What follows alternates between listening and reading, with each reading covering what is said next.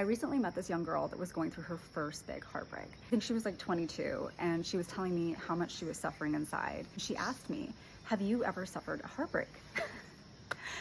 Oh, have I ever? I shared with her, yes, I'm 41. I've been through a divorce and I've had many heartbreaks. Both my parents have died. And she asked me, but you're okay? And I said, yes, of course, I'm more than okay. And I shared with her what I wish that I would have known when I was her age. There's some of us that are on the path where we feel that we are not complete unless we are getting love from someone, whether that be our friends or a romantic partner. And it's when we are experiencing the validation of another and we are feeling this love and we think that it's coming from them. We think that we're experiencing their love. You cannot experience something that is not inside of you. That is you that you're experiencing. And the thing that is so beautiful about relationships is every heartbreak is really showing you what you need to heal, what you need to process, clear out all this emotional garbage that you've accumulated through your life.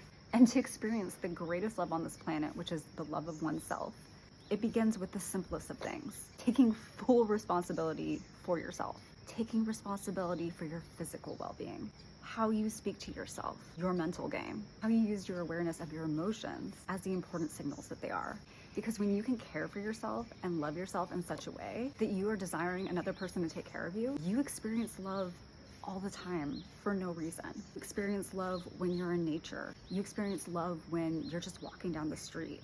You see the beauty in other people because you see the beauty within yourself. Self-acceptance is a very important part of this. You should always accept how you are today, but give your best today to become the best version of yourself.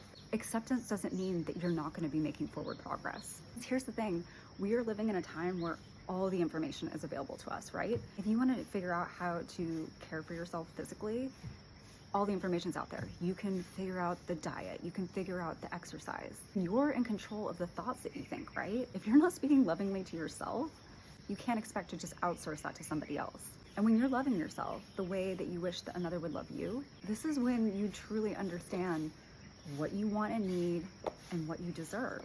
And you start to see that nothing is personal. When somebody mistreats you, that's because that is what they are capable of giving. That's what they have. And you might understand them even more. You remember what it was like when you weren't loving yourself, how it was easy to treat people that way. Heartbreak is just an opportunity to fill that space up with love, to become the very best version of yourself, to become complete, and to experience life in a whole new way.